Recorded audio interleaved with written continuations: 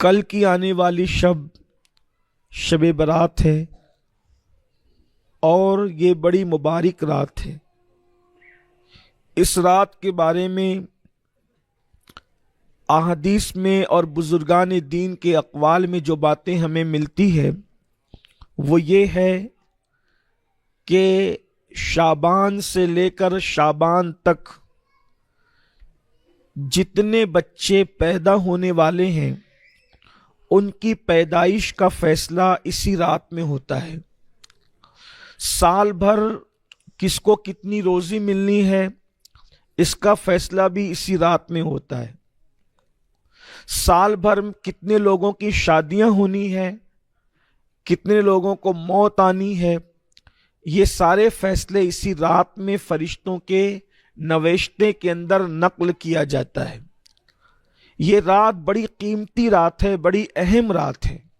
اللہ کے رسول صلی اللہ علیہ وآلہ وسلم نے ارشاد فرمایا 300 رحمتوں کے دروازے اس رات میں کھولے جاتے ہیں۔ آسمانوں کے دروازے کھولے جاتے ہیں، رحمتوں کے دروازے کھولے جاتے ہیں، برکتوں کے دروازے کھولے جاتے ہیں، حتیٰ کہ قدرت کی طرف سے سرے شام سے صبح صادق تک مستقل یہ اعلان کیا جاتا ہے کوئی روزی کا طلبگار تاکہ ہم اس کو روزی عطا کریں، ہے کوئی مغفرت کا طلبگار تاکہ ہم اس کی بخشش فرمائیں، اس کو مغفرت کا پروانہ عطا کریں، ہے کوئی اولاد کا طلبگار تاکہ ہم اس کو اولاد عطا کریں، ہے کوئی نعمتوں کا طلبگار تاکہ اس کو نعمتیں عطا کی جائے۔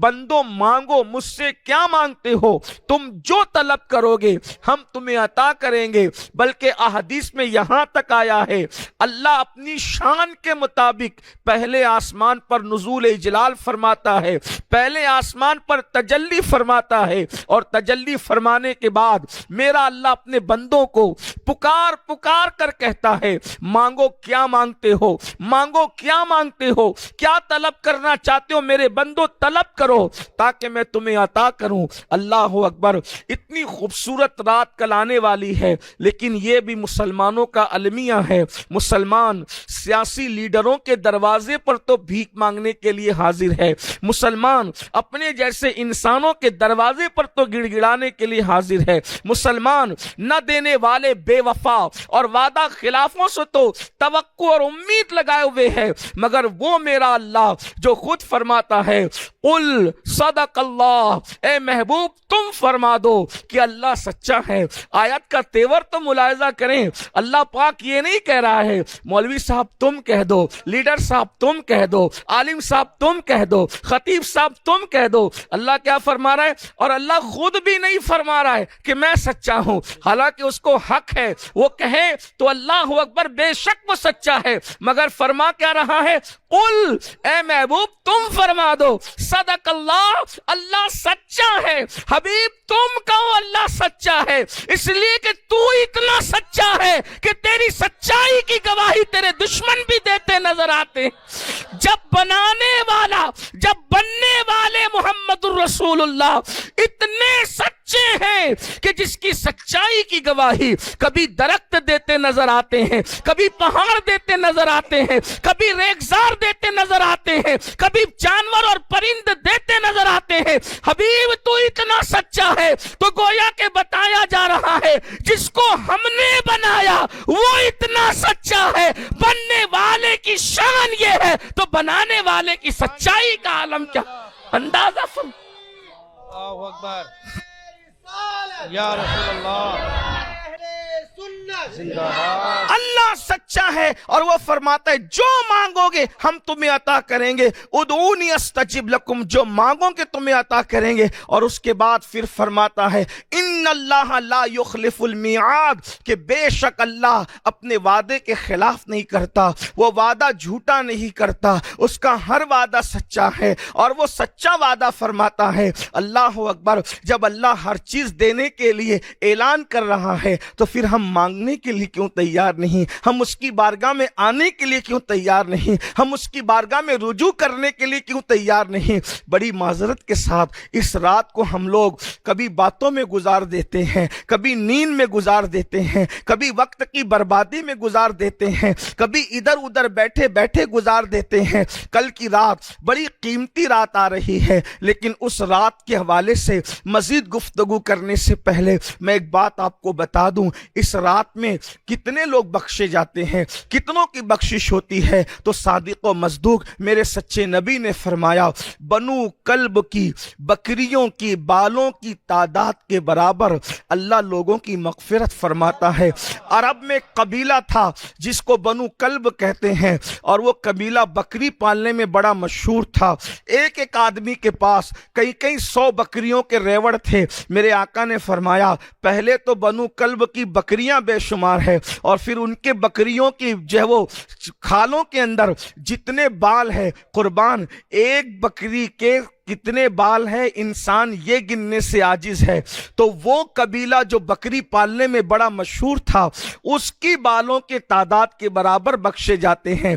यानी कोई नहीं छूटता, सब बख्श दिए जाते हैं, सबकी मगफिरत हो जाती है। जो बख्शा नहीं जाता उससे बड़ा बदनसीब कोई नहीं, जो बख्शा नहीं जाता उससे बड़ा बदबख्त कोई नहीं, जो बख्शा नहीं जाता उससे बड़ा जालिम कोई नहीं। कौन नहीं बख्शा जाता? कुछ तो हैं जिन्हें नहीं बख्शा जाता। आइए आज उस पर गुफ्तगू कर लेते हैं कि कौन नहीं बख्शा जाता। शबे बारात में सब बख्श दिए जाते हैं, बल्कि इसे शबे बारात कहते इसलिए है, कुछ लोग इसको शबे बारात कहते हैं।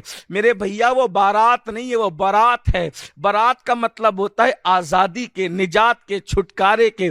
मतलब क्या? ये रात जहन्नम से आज़ादी की रात है, ये रात जहन्नम से छुटकारे की रात है, ये रात जहन्नम से निजात की रात है। इसलिए अल्लाह से दुआ मांगो, अल्लाह हमें भी बख्श दे, हमारी भी मगफिरत कर दे। याद रखना, अल्लाह की मगफिरत से बड़ी कोई चीज नहीं, अल्लाह की बख्शिश से बड़ी कोई चीज नहीं, क्योंकि जिसकी मगफिरत हो जाती है वो जन्नत ही में जाएगा, उसका ठिकाना इंशाअल्लाह जन्नत ही होगा। इसलिए उससे मगफिरत मांगा करो, उससे बख्शिश मांगा करो, उससे मगफिरत तलब किया करो। नहीं पता हमारी जिंदगी की कितनी घड़ियां बची हुई है। बहुत सारे लोग यहाँ ऐसे बैठे होंगे कि जिनके कफन मार्केट में आ चुके हैं, जिनके कफन बाजार में आ चुके हैं, उन्हें खबर नहीं है कि मेरे कफन बाजार में आ चुके। इंसान कितना गाफिल है, इंसान सोच रहा है मेरा माल, मेरी दुकान, मेरा कारोबार, मेरे बच्चे, मेरी बीवी, मेरा ये, मेरा वो, अपना कुछ नहीं। कुरान कहता है ला तंस नसीबक मिनद दुनिया, दुनिया से अपने नसीब का मत भूल। नसीब का क्या है? उसी को कफन कहते हैं। कफन मार्केट में आ चुका है। मुझे नहीं पता मैं अपनी तकरीर मुकम्मल कर सकूंगा या नहीं, हमें नहीं पता महफिल में कौन आखिरी तक मौजूद रहेगा या नहीं। अल्लाह अकबर, जिंदगी कितनी मुख्तसर है इंसान की। इमाम गजाली रहमतुल्लाह अलैह फरमाते हैं जिंदगी तो एक सांस का नाम है। अल्लाह अकबर, निकल गई तो जिंदगी है, रुक गई तो मौत है। कितनी आसान है इंसान की मौत, और इंसान मौत को भुला बैठा है। अल्लाह अकबर, ये दुनिया में कुछ नहीं है, दुनिया तो कलील है, दुनिया तो थोड़ी है, दुनिया तो लहव लईब है, दुनिया तो खेल कूद है। इस दुनिया में कौन रहा? हैरत की बात यह है महबूबों को नहीं रखा। अल्लाह अकबर, दुनिया में हमेशा, तो दुनिया में कौन हमेशा रहेगा? एक न एक दिन दुनिया से जाना है, एक न एक दिन दुनिया से कूच करना है, एक न एक दिन दुनिया से रखते सफर बांधना है। न माल साथ ले जाना, न औलाद साथ ले जाना, न बीवी बच्चे साथ ले जाना, न बड़े बड़े टाइटल साथ ले जाना, कुछ नहीं साथ ले जाना। साथ में कोई चीज जाएगी तो बस उसे एक चीज कहते हैं, वो आपके आमाल है, हमारे आमाल है। आमाल के सिवा कुछ साथ नहीं जाएगा। हैरत की बात यह है जो कब्र में साथ जाएगा उसके लिए कोई तैयारी नहीं, और जो नहीं साथ जाएगा उसके लिए इंसान कितनी मेहनत कर रहा है।